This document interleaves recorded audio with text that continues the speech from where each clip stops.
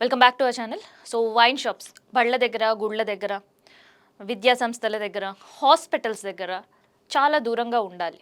So ఈ విషయం మీ అందరు కూడా తెలుసు, నాకు కూడా తెలుసు. మళ్ళీ ప్రత్యేకంగా ఎందుకు చెప్తున్నాను అనుకుంటున్నారు కదా. సేమ్ హ్యాజ్ ఇట్ ఈస్ ఇట్లాంటిదే కోర్ట్ ఒక మార్గదర్శకాలు ఇవ్వమని ఆర్డర్ చేసింది. ఎందుకు, ఎక్కడ అనేది నేను ఈ వీడియోలో చెప్తాను. సో ఏంటంటే అమ్మవారి ఆలయాల దగ్గర ప్రత్యేకంగా హైదరాబాద్లో మనం చూస్తే, హైదరాబాద్ గురించి మనం మాట్లాడుకుంటే జూబ్లీ హిల్స్ పోతే పెద్దమ్మ తల్లి అమ్మవారి ఆలయం దగ్గర జంతు బలి ఉంటుంది. అండ్ దాంతోపాటు బల్కంపేట ఎల్లమ్మ తల్లి టెంపుల్ దగ్గరకు వస్తే జోర్దార్ దావత్లు చేసుకుంటారు, ఫంక్షన్స్ జరుగుతుంటాయి, మొక్కులు చెల్లించుకుంటారు. 365 రోజులు ఎప్పుడైనా భక్తులతో కిటకిట్లాడుతూ ఉంటుంది. అందుకని ఆలయం ముందు కూడా మటన్ షాప్స్, చికెన్ షాప్స్ ఇవన్నీ కూడా ఉంటాయి. అండ్ రెస్టారెంట్స్లో కూడా అవన్నీ సర్వ్ చేస్తుంటారు. కానీ ఇక మీద ఇవన్నీ కుదరవు. ఇవన్నీ నేను చెప్పడం కాదు, కోర్టు మార్గదర్శకాలు రూపొందించండి అని అంటూ హోంశాఖ కార్యదర్శికి, మున్సిపల్ అధికారులకు హుకుం జారీ చేసింది.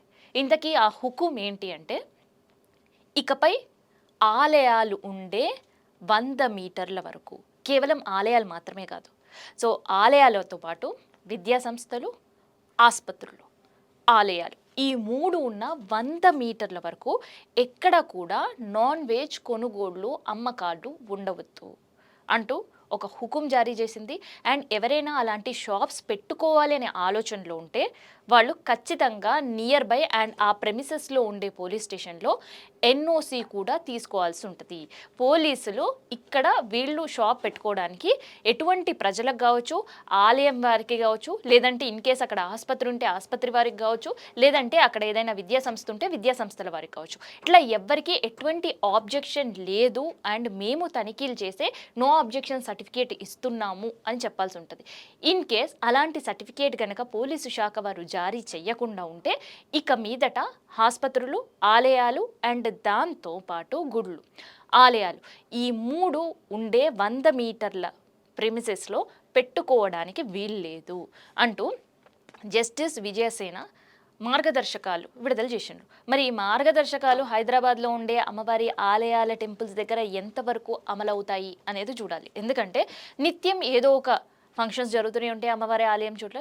సో ఆలయాల ముందే జంతు బలులు జరుగుతుంటాయి. అండ్ ఆలయాల ముందే జంతు బలులతో పాటు మటన్, చికెన్ షాప్స్ కూడా కంటిన్యూగా నిర్వహిస్తుంటారు.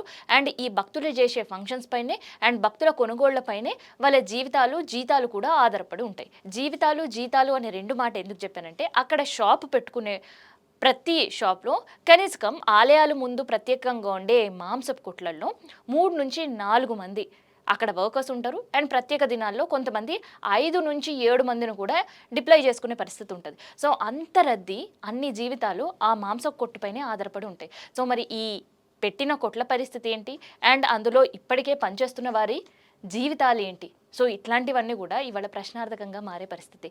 అయితే ఈ జస్టిస్ విజయసేన తీసుకున్న ఈ డెసిషన్ కావచ్చు, మార్గదర్శకాలు ఇవ్వండి అంటూ అటు హోంశాఖ కార్యదర్శికి, మున్సిపల్ అధికారులకు ఇచ్చిన హుకుంతో కేవలం 4 వారాల్లో ఈ ఇష్యూ తేలనుంది. సో 4 వారాల్లో ఆలయాలు, ఆసుపత్రులు, విద్యా సంస్థల 100 మీటర్ల దూరానికి వెళ్ళిపోయే మాంసపు కొట్లకి సంబంధించి ఎలాంటి మార్గదర్శకాలు ఉండాలి అవన్నీ కూడా రూపొందించి 4 వారాల్లో కోర్టులో సబ్మిట్ చేయాల్సి ఉంటుంది. ఆ తదుపరి తీర్పు రాబోతుంది.